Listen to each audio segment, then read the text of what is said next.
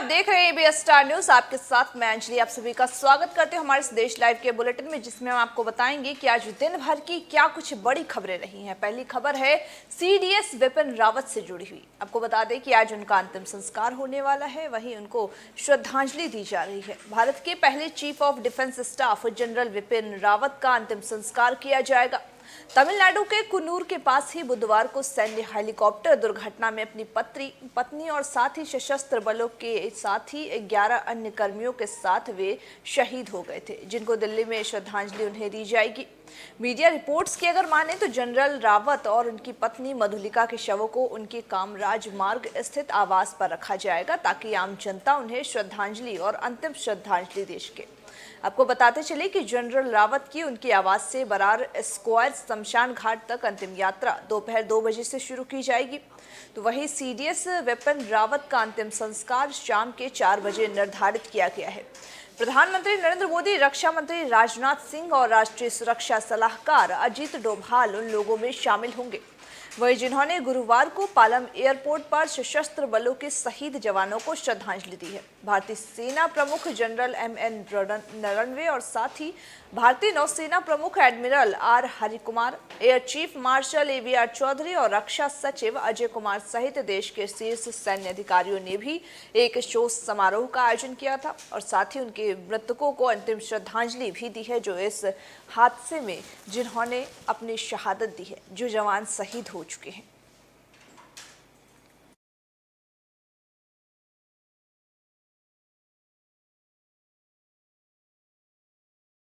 प्रदेश में विधानसभा चुनाव आने वाले हैं। ऐसे में राजनीतिक पार्टियां जो हैं वो तरह तरह के दमखम दिखा रही हैं लोगों में। वही ऐसे में ताजा मामला सामने आया है, जहां पर ठीक चुनाव से पहले ही अयोध्या की गोसाईगंज सीट से बीजेपी विधायक इंद्र प्रताप तिवारी उर्फ खब्बू तिवारी की विधानसभा सदस्यता रद्द कर दी गई है। इसकी जानकारी गुरुवार को विधानसभा सचिवालय ने अधिसूचना जारी कर दी है। आपको बताते चले कि खब्बू तिवारी फर्जी मार्कशीट केस में भी दोषी पाए गए थे। 18 अक्टूबर 2021 को एमपी एमएलए कोर्ट की ओर से उन्हें 5 साल की सजा भी सुनाई गई थी। तो वहीं कुलदीप सिंह सेंगर और अशोक चंदेल और साथ ही अब्दुल्ला आजम के बाद अब खब्बू चौथे विधायक हैं जो राज्य विधानसभा से अपनी सदस्यता खो चुके हैं। वहीं यूपी विधानसभा सचिवालय ने 7 दिसंबर को उनकी बर्खास्ती की अधिसूचना भी जारी कर दी है।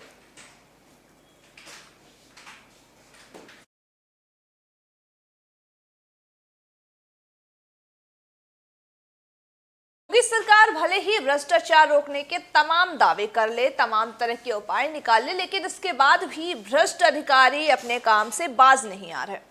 लगातार भ्रष्टाचार की ओर देश बढ़ रहा है। वही ताजा मामला भ्रष्टाचार में फंसे हुए डीएसपी विद्या किशोर को शासन ने निलंबित कर दिया है। रामपुर में सीओ सिटी के पद पर रहते हुए उन पर भ्रष्टाचार के कई आरोप भी लगे थे, जिसकी जांच में वे दोषी भी पाए गए थे।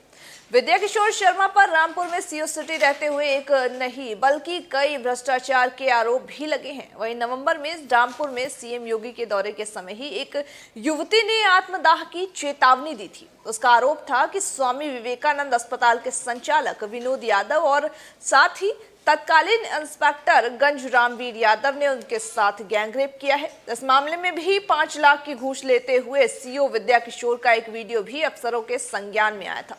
मामले को गंभीरता से लिया गया और गंभीरता से लेते हुए सीएम की सभा से पहले ही इंस्पेक्टर और अस्पताल संचालक पर एफआईआर दर्ज की गई।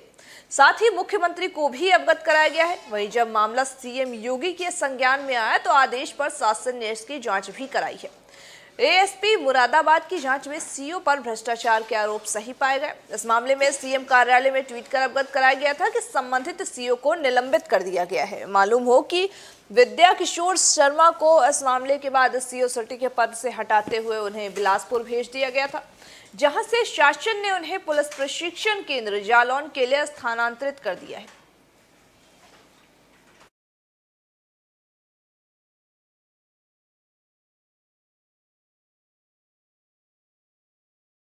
अगली खबर पेड़ू से है, जहां पर पेड़ू में एक हेलीकॉप्टर हादसा हुआ था जिसमें कि 5 लोग लापता थे। उन लोगों को अब ढूंढ लिया गया है। दरअसल आपको बता दें कि पेड़ू वायुसेना में हेलीकॉप्टर चालक दल के 5 सदस्य जो कि मंगलवार से ही लापता थे, वो लीमा क्षेत्र में मृत पाए गए हैं। ये जानकारी पेरू वायुसेना ने दी है। वहीं एक समाचार एजेंसी की रिपोर्ट के अनुसार वायुसेना ने एक बयान में कहा है कि सशस्त्र बल की गश्ती दल बुधवार को विमान का पता लगाने में सफल रहे, जिसने मंगलवार की दोपहर लीमा के जॉर्ज शावेज अंतर्राष्ट्रीय हवाई अड्डे से उड़ान भी भरी थी। राष्ट्रपति पेड्रो कास्टेल्लो ने भी सैनिकों की मौत के बाद अपनी संवेदना व्यक्त की है। वहीं MI-171 SH हेलीकॉप्टर का लीमा से लगभग 70 किलोमीटर पूर्व में सैन मोटो की नगर पालिका के पास ही इनका संपर्क टूट गया था, जिसके बाद अधिकारियों ने एक हवाई जमीनी खोज शुरू कर दी, जो कि खराब मौसम की स्थिति के कारण नहीं खोज पाए। वहीं वायुसेना ने दुर्घटना के कारणों का भी पता लगाने के लिए तत्काल ही जांच के आदेश दे दिए गए हैं।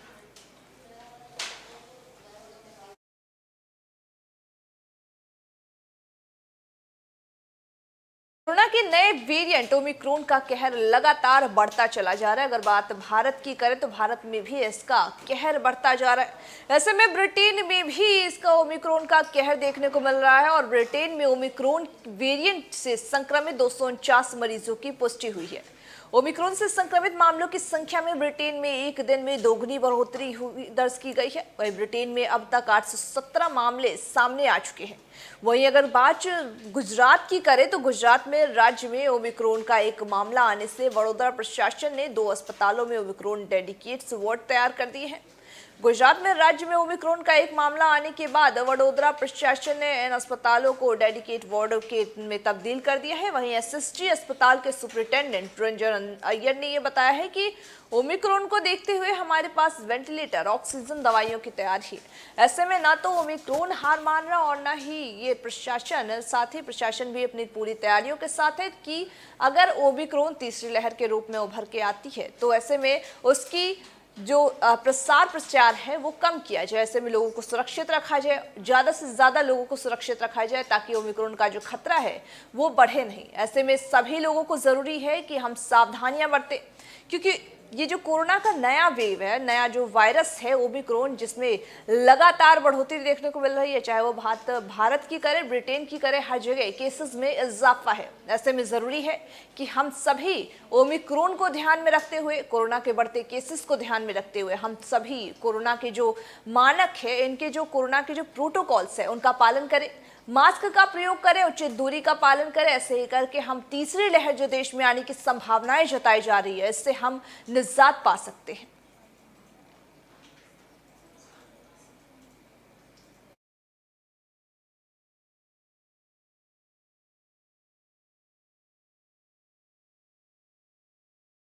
पर कोरोना वैक्सीन को लेकर है। दरअसल कोरोना वैक्सीन को लेकर के तमाम तरह की बातें सामने आती है। वहीं अब एक और नया मामला सामने आया है।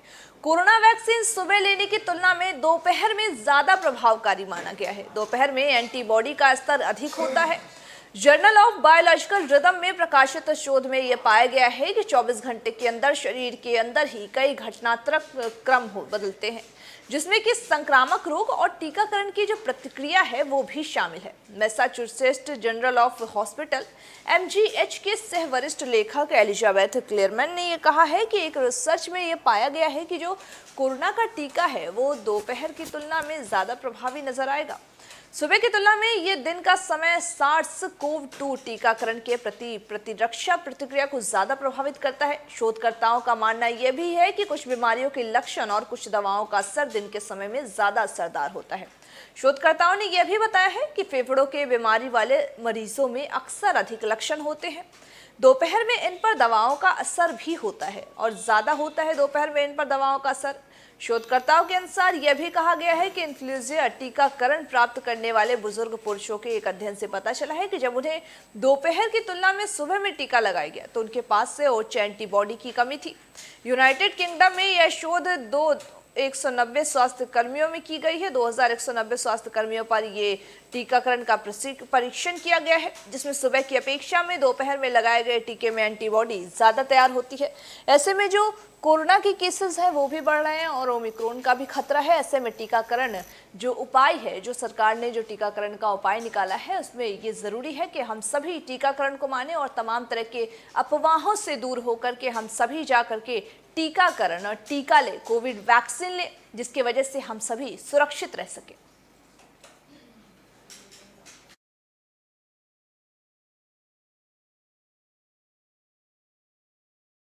आज के हमारे इस देश लाइव के बुलेटिन में बस इतना ही। मुझे दीजिए इजाजत और तमाम बाकी खबरों के अपडेट्स के लिए बने रहिए हमारे साथ और देखते रहिए AB स्टार न्यूज़।